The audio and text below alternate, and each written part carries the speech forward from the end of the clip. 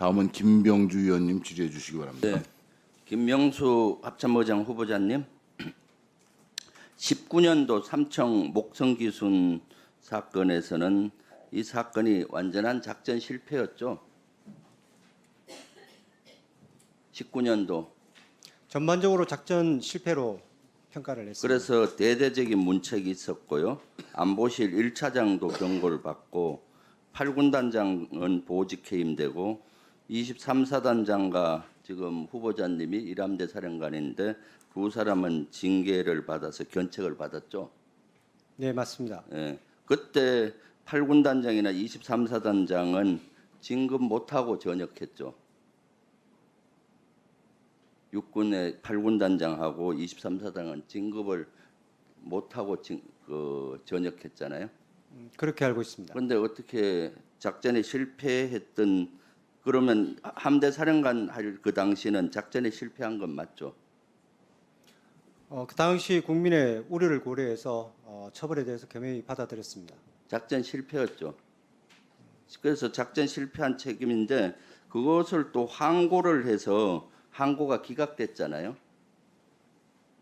기각된 거 맞습니까? 예, 기각됐습니다. 그거는 완전히 이제 저는 지금 후보자님의 능력 검증에서 계속 작전 실패하는 지휘관이 과연 평시 작전권을 갖는 합참 의장으로서 가능한 것인가 의문이 들어요. 이번에 동해 목선 사건에서 04시부터 작전이 시작이 됐다라고 그때 국정감사 때 얘기했죠. 해작 사령관으로서. 네, 04시 경이라고 말씀드렸습니다. 그런데 후보자님은 그때 보고를 받았습니까? 4시 작전을? 네, 보고받았습니다. 어디서 보고받았어요? 집에서 보고받고 지통실로 긴급조치반으로 들어갔습니다. 들어갔어요? 네, 그런데 왜 그 다음 조치들은 그렇게 소극적으로 하셨어요? 소극적으로 하지 않고 그때 지침을 내린 것은 NLL의 상황이 조금 아니 전방에 네, 그 북한의 뭔가요? 감시하는 선박들이 막 단속 세력들. 단속정이 움직였잖아요. 경비 그거에 전력하고 대한 단속경. 네. 경비정과 단속정을 견제하기 위해서 작전을 펼친 거 아닙니까? 그러면은 보세요.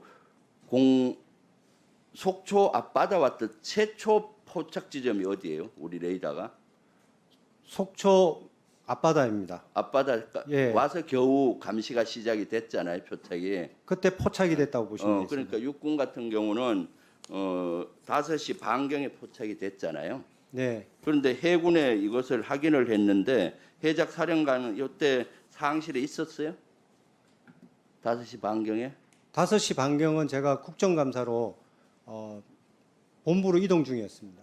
그러면 이때는 왜 그러면은 해군에서는 P3기라든가 이런 걸 안 보냈어요? 이 지점으로? P3는 지금 그 작전 상황에서 04시부터 작전이 시작이 되면서 그 작전 작전이 상황에서 시작이 됐으니까 그 의심 지점으로 보냈어야 되는데 그런 조치를 안 하고 보세요. 저기 NLL 이남으로 지금 한 30 몇 킬로냐요? 37km 가까이 왔을 때 겨우 잡은데 어떻게 정상 작전을 했다고 봐요? 감시만 했지. 그리고 전력이 움직인 거는 몇 시부터 움직였어요? 실제 그 기순 목선에 대해서 작전은 기순 목선에 대한 작전의 시작은 속초 안전오업국의 상황 전파 이후부터 그러니까 7시 이후부터 시작된 7시 거 아니에요? 이후부터 전력은 이동을 했습니다. 그다음에 이 목선이 예를 들면은 목선 안에 타고 있는 기순자가 무장을 했다 하면은 그 당시 160척의 우리 어선이 조업을 하고 있었잖아요. 큰 위협이 안 됐을까요? 만약에 그런 상황이 그러니까 최초 포착에서부터 표적의 특이 징후를 감시하고 만약에 있기 때문에 무장을 했다면 우리 160척의 위협이 안 됐냐고 그걸 묻는 겁니다. 그거는 사실이 확정된 작전 사항을 가지고 역으로 얘기해서 그렇게 볼 역으로가 수는 있는 게 아니라 아닙니다. 그것이 지금 합참의장도 아침에 얘기하던데 저게 선의에 기된 작전이에요. 저건 무장하고 안 올 것이다. 목선은 어떻게 그걸 선의에 기된 작전을 해요? 해군 해작사령관은 선의에 기댄 작전을 해서 작전 실패를 한 겁니다.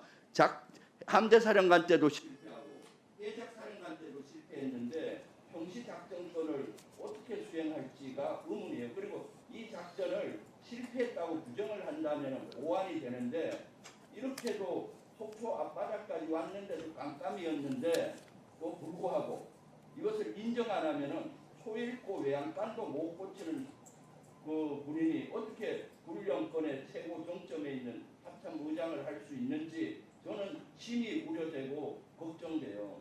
여기에 대해서 답변 한번 해주세요. 네, 작전은 정상적으로 진행됐습니다. 작전이라는 것은 정상적으로 진행됐다는 게 잘못됐다니까요. 그 작전을 바다까지 뚫었는데 어떻게 정첩보가 있는 상태에서 내려온다면은 그 앞에서 함정이 대기할 겁니다. 하지만은 아무 상황이 없고 적의 상황이 특이한 징후가 있기 때문에 전력들이 추가적으로 투입되면서 그 지역을 감시를 하게 됩니다. 감시를 하면서 적의 이동 상황을 지속적으로 감시하면서 추가적으로 문제가 생길 거에 대비해서 지상군에 육군에 감시 경계 강화를 요청하고 거기에 따라서 지상군은 감시 경계를 올리는 겁니다. 그러면은 공백이 생기는 것은 생길 수가 있습니다.